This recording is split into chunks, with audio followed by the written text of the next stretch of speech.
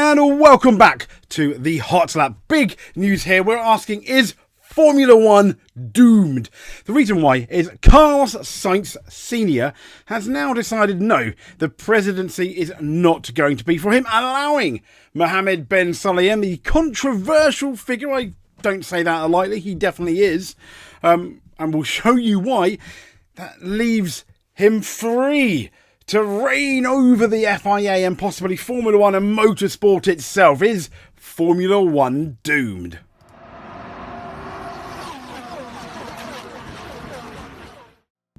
So, Carlos Sainz. I was kind of hoping that he would very much be the president, El Presidente. But no, that's potentially not happening now. Here's the reason why. This is from Formula Races on Twitter. This is his message, which I think he released in Spanish as well, obviously. He said, "Hi everyone, this message is to publicly confirm that I have decided not to run for the presidency of the FIA in this year's election."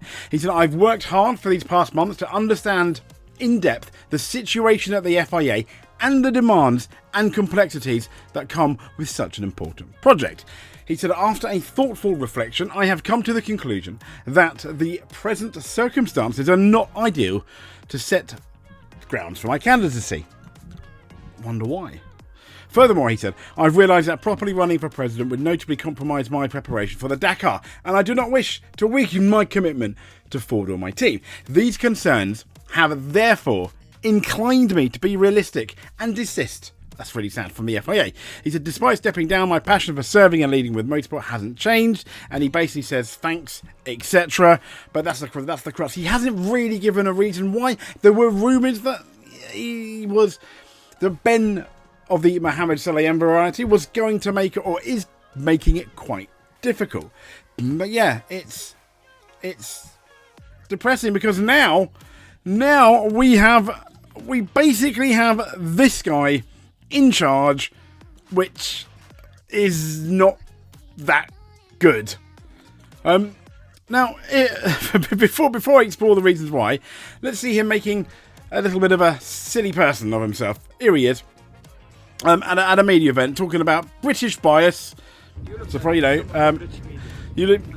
talking about the British media, and I mean, it's not a Saudi Arabia thing, it's not a Middle East thing, it's a Mohammed bin Sulayem. Go to the British Grand Prix, it's the Qatar Airways British Grand Prix. And he's like, yeah, there we go, enough said. I mean, what? It's also been the Lenovo British Grand Prix. It's been the Foster's British Grand Prix. It's been the RAC British Grand Prix. It's been many. Insert sponsor here, British Grand Prix. What on earth is this guy talking about? I don't know. Well, they say it's they do say it's better to be thoughtful than open your mouth and remove all doubt. Having said that, we are so far down the road. If you were to raise that comment into like 1 mile banners, Mohammed bin Sulayem is so far down the road, he probably wouldn't be able to even see it. As Joey from Friends said, it's a dot to him. I just don't get it. I just don't understand it at all. So let's get into it. Why is Mohammed bin Sulayem controversial? We're also going to get into the potential controversy of Stefano Domenicali, although that's kind of like, well, not even close, if I'm honest. So, there we go. Sexist comments. In January 2023, The Times uncovered an archived remark from the 2001 on his Mohammed's his old website, stating, and we've mentioned this before on the Hot Lap, he, as in Mohammed, did not like women who think they are smarter than men. And a statement that was obviously never refuted and promoted widespread backlash. He obviously mentions it again. Okay, I get it. It's 2001. It's now, what, 25 years ago? He's kind of apologised for it, so fair enough. But then we've got these allegations that obviously came to nothing, but maybe where there's smoke, there's fire. The alleged interference in F1 races. In early 24, whistleblower alleged he tried to influence the outcome of the 2023 Saudi Arabian Grand Prix by intervening in Fernando Alonso's penalty. The FIA Ethics Committee investigated but ultimately cleared him. But the problem is the FIA Ethics Committee, that's like marking your own homework. I'm sure many people have done it at school. Some people have been honest. Some people are like, no, I'm going to give myself a few extra points. He was also accused of urging officials not to certify the Las Vegas Grand Prix. Another claim that did not lead to sanction. Is that because the FIA investigated itself? Probably. He's also had this crackdown on driver's language, the no swearing rule. Albeit, to a point I was with him, I don't think you want swearing in press conferences, but over the radio, and with, for example, with the rally drive, wouldn't they just end the stage? There's lots of adrenaline going. I can almost understand it. It's not ideal, I guess, if you've got kids watching, but still. And then he introduced these strict penalties. Fines up to 40,000. It's ridiculous. But we'll get to learn in a bit why the FIA like those fines. Pockets, that's all I'll say for now. But these 40,000 fines and potential race bans for profanity and criticism of the FIA under the sporting code, which they seemingly make up as they go along. Now, many F1 drivers and teams condemned, and basically it's being authoritarian, claiming it imposed gagging orders and liking his approach to a dictator, according to some. Okay. We've got governance and ethics overhaul. So in mid-June 2025, yes, this year, not long ago, he led the push to the FIA Assembly to amend statutes altering candidate declaration deadlines. Candidates for FIA Presidency, maybe? Now, consolidating the committee appointments under the President's authority, under his authority, and introducing candidate exclusions based on integrity concerns. Sadly, he won't exclude himself, but critics argue that these changes consolidate his power and hinder challenges. Of course they do. I mean, at this point, you've got this guy's almost like the Mohammed bin Salem. I just don't understand. I mean, I don't know why more is made of this. For example, Motorsport UK David Richards called it an erosion of accountability and good governance. He was accusing Ben Salem of enforcing NDAs and gagging orders. And also his deputy, and we'll get into the resignations in a bit, his deputy, Robert Reid, resigned in April 2025, citing critical decisions being made without due process. And then a functional breakdown in governance standards. And ex-CEO Natalie Robin departed in May 2024, about a year ago, amid concerns over financial transparency, and that word again, the G word, governance. Also, they've been rumours of a toxic culture and allegations. Now, the reports from the Australian and other outlets describe a toxic culture of fear, comparing his leadership style to that of a controversial governance in other institutions, with severe confidentiality measures and centralised authority. In short, is he trying to wield too much power? You see him. Unlike any other FIA president, he's desperate for attention. He clearly has, especially at the Grand Prix, trying to get in the drivers' faces, etc. You never really saw John Todd do that. You never even saw the, controversial, Max Mosley or Mr. Celeste. But you do see Mohammed bin Salem do it. I think does he have main character syndrome? Potentially. So let's then look at the people that have left. We've got Robert Reid, Deputy President for Sport, resigned 10th of April 2025. Natalie, and that was due to a fundamental breakdown in, governance standards. Natalie Robin, Chief Executive Officer, left role in May 2024, departed amid concerns over governance, that word again, finances and structural challenges. Wittich, the F1 race director, dismissed shortly before the Las Vegas Grand Prix in 2024 November, described as part of an ongoing pattern of staff purges. Interesting. Tim Mayer, F1 steward and USA Motorsport figure in November 24, involved in appeal of US Grand Prix fine, criticised Ben Salem, and then, funnily enough, he was sacked after criticising him. Janet Tan, Deputy F2 race director, removed in November 2024, part of this control shake-up along with Wittich. Steve Nilsson, sporting director, November 2023, only after about 11 months in the role. Tim Gott, the single-seat technical director, 2023, left, departed alongside other senior staff. Deborah Mayer, president of the Women in Motorsport Commission, another departure among the FIA figures. Not too sure why. Jacob Bangsgaard, Bangsgaard, left in October, reported 8 months ago relative to, this was reported, about 8 months ago supposedly, and he was one of the administrative resignations, apparently. Luke Skipper, Director of Communications, left. Tom Purvis and Bertrand Badra, Audit Committee members, they've left. Other departs, we've had the Paolo Bascari, the ethics compliance officer, sacked post-ethics probe. But yet, there's no probe on Mohammed bin Salem. It's just absolutely ridiculous. And Mohammed bin Salem has come out constantly and gone, wow, we're not getting more money. In particular, when they've been criticised for the stewarding. And so the FIA, as you know, they take these stewards, and there's like permanent stewards, and you kind of like have a driver steward, etc. But we're all saying that we're all wanting the same stewards for every race. But no, we don't get the same stewards for every race, which makes things very, very inconsistent. And then he's like, well, who's going to pay the stewards? Well, it's funny enough, Formula 1 does pay the FIA a lot of money. Formula 1, if it wasn't for Formula 1, the FIA would not be able to exist. That is how much money Formula 1 gives to the FIA.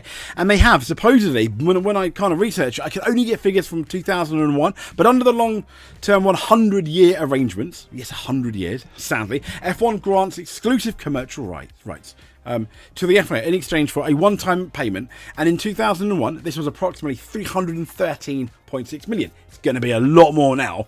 Annual license fees in 2016, the F1/FOM Formula 1 management paid the FIA around 26.8 million, probably be more now. Now during the Bernie Ecclestone era, those royalties, in terms of royalties, rose from 8 to 9 million per year to 38 million. These payments ensure F1 retains long-term commercial rights. Also, they get super license. F1 drivers must hold an FIA super license costing 10,000 plus 1,000 per championship point. We all felt sorry for Max Verstappen after 2023. And in 2023, speaking of that year, in 2023, speaking about that year, licence fees collected from 20 drivers and teams amounted to approximately 26.7 million. I mean, that's loads, isn't it? That's absolutely loads. 3, championship entry fees. Teams pay an annual F1 entry fee, around, 657,000, as per the Concord Agreement. And additional earnings come from new entry deposits. As stated in 2021, a new entrant would pay 200 million. Wowza.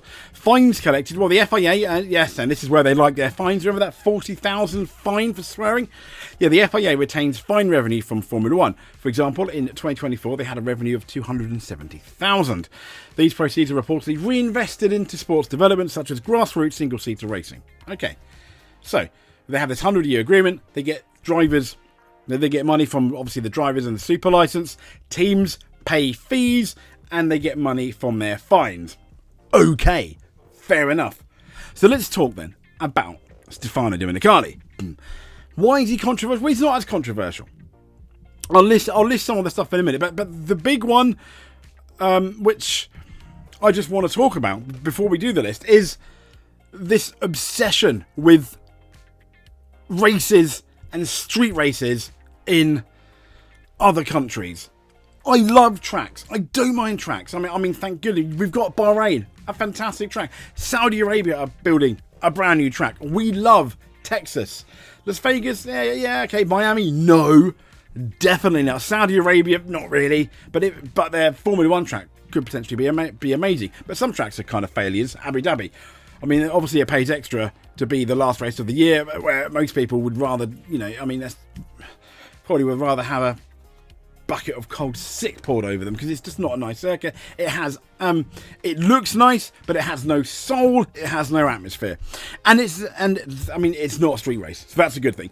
And that's the problem I've got with Stefano Domenicali, as he's called by some, simply because he's obsessed with having all these street races. I mean, we've got the mid-ring, emphasis on that, because it looks absolutely horrendous. Why not keep Spain and Barcelona? But no, it's all about the money. No, I get it.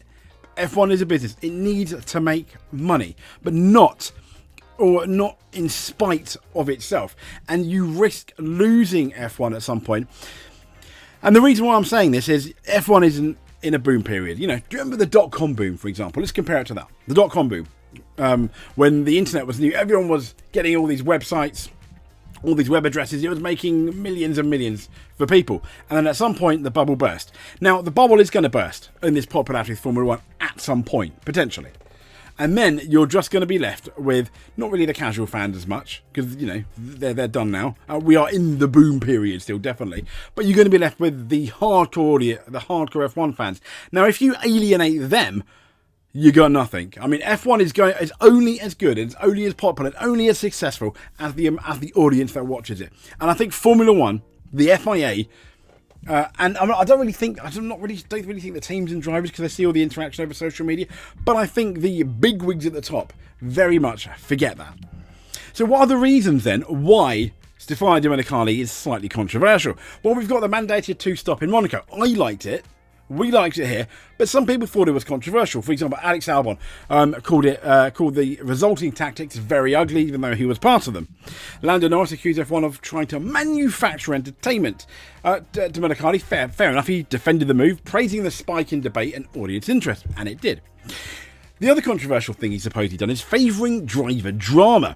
So the background to this is Domenicali said he misses the deeper technical controversies, spice, such as, for example, the mass dampers on the Renault in 2005-2006, the bargeboard gate in 1999, which would have given McLaren both the Drivers' and the Constructors' Championship before the last race, and it should have stood. Basically, Ferrari had illegal bargeboards. They were illegal by a tiny bit. They were more illegal in terms of length than, for example, Lewis Hamilton's DRS was in Brazil, who got sent to the back, and these got disqualified. Then they got reinstated. And then people started rehearsing the Ferrari International Aid/Assistant. But there we go. The calendar growth, and this is the problem I think a lot of people have, including myself. So they push for a large 24-race season. Now, surely we can have no more. But obviously, they're looking at new regions. They've expanded in the US, 3 races. I don't think people appreciate how massive the United States actually is. Now, with the 3 races, the only problem I've got is the tracks they use. And Las Vegas, okay, but do we need Miami? No. Have another racetrack. Circuit of Americas, chef's kiss. And therein lies one of the issues there with all these tracks. And the critics argue that this dilutes heritage tracks and it strains logistics, including questions over Italy's 2 races and America's 3 races, to be fair. But Imola won't be there next year. Also, we have, yes, they are in Formula 1 for next year, but the Andretti Cadillac rejection. He supported F1's decision to reject Andretti's global bid, despite the FIA approval. And this was, I thought, not particularly very good, because it made F1 look really, really silly. And when they gave their reason, they made themselves look even sillier. We did like a good couple of videos on it. And they were accused of being too protective, greedy, and stifling with, you want to be big in the US, but you don't want a US team. Once again, Domenicali defended the process, stating that competitive criteria and value proposition guided it. And obviously, we get the driver speech in gag order. To be fair, some people thought this was controversial. This was them butting heads with the FIA, and he asserted that F1 will never gag anyone, emphasising free speech. So I think that's a good thing. But some saw undermining the FIA on their stricter stance, but we didn't at all. But there we go. I mean, there's some of the reasons why I'm not particularly happy with, obviously, Mohammed Ben Sulayem or the FIA. But there we go.